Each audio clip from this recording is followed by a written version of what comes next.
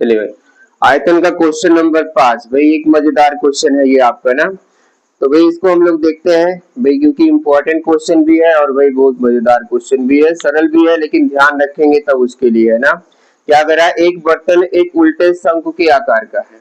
जो बर्तन आपका है कैसा है, उल्टे शंकु के आकार का है, जिसकी ऊंचाई कितनी है 8 सेमी, और इसके ऊपरी सिरा जो भाई खुला हुआ है उसकी त्रिज्या 5 सेमी है।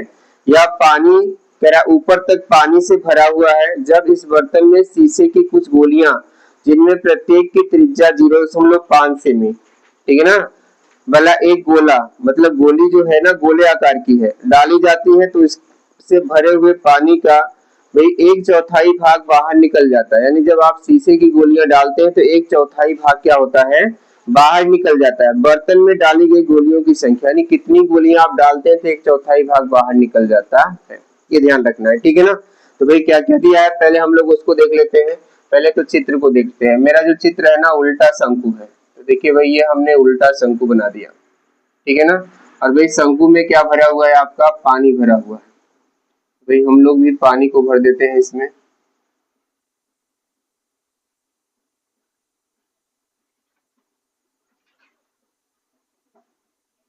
ठीक है ना। शंकु में क्या भरा हुआ है, पानी भरा हुआ है। तो और दिया क्या है उसको देख लेते हैं। भाई इसकी शंकु की क्या दिया है, ऊंचाई, ऊंचाई कितनी है आपकी 8 सेमी ऊंचाई है इसकी। भाई ऊपर है खुला हुआ है, और त्रिज्या कितनी है भाई इसकी 5 है। इसकी बात हो रही है, इसको भी ध्यान रखना है। शंकु की ऊंचाई और त्रिज्या कितना है, 0.5 सेमी है ना, नहीं 5 सेमी, केवल 5 सेमी है। और भाई इसमें जो गोली है, यानी इसमें कुछ गोलियां भाई क्या की जाती है, यहाँ पे डाली जाती है ऐसे, ठीक है ना। तो भाई इनकी जो गोलियां यानी गोले की त्रिज्या, गोले की त्रिज्या कितना है 0.5 सेमी। भाई याद क्या करना है, संख्या, गोलियों की संख्या क्या करनी है, याद करनी है।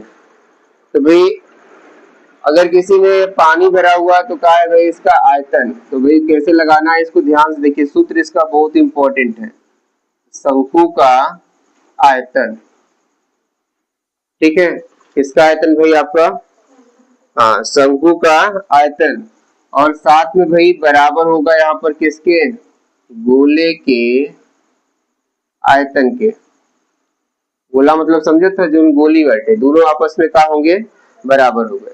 अब तो बराबर हो गए क्योंकि भाई इसमें गोली डाल रहे हैं और ये डाल रहे हैं, दोनों को हमने क्या कर लिया, बराबर। अब प्रश्न को ध्यान से समझिए।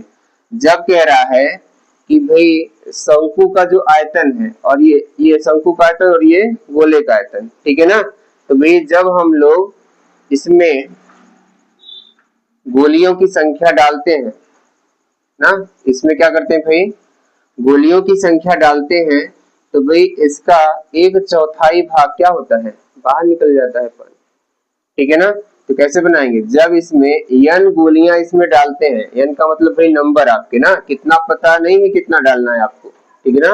लेकिन भाई n गोलियां जब इसमें से डालते हैं तो जो आपका जो शंकु का जो आयतन है ना उसका 1/4 भाग क्या होता है, बाहर निकल जाता है। ये इंपॉर्टेंट ध्यान रखना है, नहीं तो भाई फंस जाएंगे फिर बाद में कि क्या हो रहा है इसमें समझ नहीं पाएंगे। जब इसमें की n गोलियां डाला जाता है, यानी गोले की संख्या कितनी होती है n, तो इसका क्या हो जाता है 1/4 हो जाता है। अब देखिए क्या हो जाएगा, 1/4 और शंकु का आयतन 1/3 पाई आर स्क्वायर कितना हो गया, h हो गया। अब ये गोले का आयतन क्या होता है पता ही है, 4/3 पाई आर का होता है क्यों। अब भाई देखिए आर आर दोनों पास हो गया, तो भाई यहाँ पे हम लोग बदल देंगे, कैपिटल कर देंगे और एक क्या कर देंगे, स्मॉल कर देंगे। ऐसा इसलिए कर दे रहे हैं ना कि भाई दोनों की त्रिज्या अलग अलग है, एक की त्रिज्या देख रहे हैं ना 5 है और एक की त्रिज्या कितना है 0.5 है। अगर दोनों को आर करेंगे तो फिर कट जाएगा। अब कटेगा क्या भाई, इधर इसको ऊपर इधर जब ले आएंगे, क्या निकालना है इसमें, गुणित्य कितना आपका n, ये n निकालना है। तो ये n जब निकालेंगे तो ये अपने स्थान पे है, देखिए कहाँ है, अपने स्थान पे है। ये सब कहाँ आ रहे हैं आपके, इधर आ रहे हैं। ये इधर लिखने का मतलब नहीं है कि इसको इधर लेके आए, ये अपने स्थान पे लिखे, इधर लिख लिए ना क्योंकि इधर सब लिखा रहेगा तो ज्यादा अच्छा है, इसलिए समझिए कहाँ है, अपने स्थान पे है। और ये सब कहाँ आ रहे हैं, इधर आ रहे हैं। तो पहले हम इसको लिखेंगे, क्या लिखेंगे, 1/4 और 1/3 पाई आर स्क्वायर का हो गया एच। अब देखिए ये सब इधर आ रहा है, तो इधर जब नीचे वाला कहाँ जाएगा पलट के आपका ऊपर, यानी 3 बटे कितना हो जाएगा आपका 4 हो गया, ठीक है ना। और साथ में क्या हो जाएगा भाई पाई आर क्यूब, क्या हो गया आपका पाई आर क्यूब हो गया ना, नहीं हुआ, हो गया भाई, हो गया, गलत है ना, यहाँ पे होगा पाई आर का होगा क्यूब, बटे में हो जाएगा, जब ऊपर है तो इधर आएगा, कहाँ होगा आपका नीचे, ध्यान दिया करो, यस सर बस नहीं। देखिए अब 3 से 3 क्या हुआ आपका कट गया, पाई से क्या हुआ भाई आपका पाई कट गया, बचा क्या आपके पास, क्या बचा भाई आपका आर स्क्वायर एच, क्या बच रहा है आर स्क्वायर एच, और 4 चौके कितना 16, आर के घाते कितना 3। अब हम लोग मान को रखेंगे यहाँ पे, चलिए भाई रख देते हैं। तो ये वाला आर मतलब किसका भाई, ये वाले आर का, तो क्या है आर स्क्वायर, तो 5 गुणित कितना हो गया 5 ना, आर स्क्वायर था ना, और एच कितना हो गया आपका 8 हो गया, अच्छा 8 हो गया, और इसका मान जो है कितना हो गया आपका 16, इसका मान क्या है भाई आपका 0.5, 0.5 और 0 का हो गया आपको 5 ना, कितना है आपका आर क्यूब है ना, तो 1 2 और कितना बार हो गया 3 बार।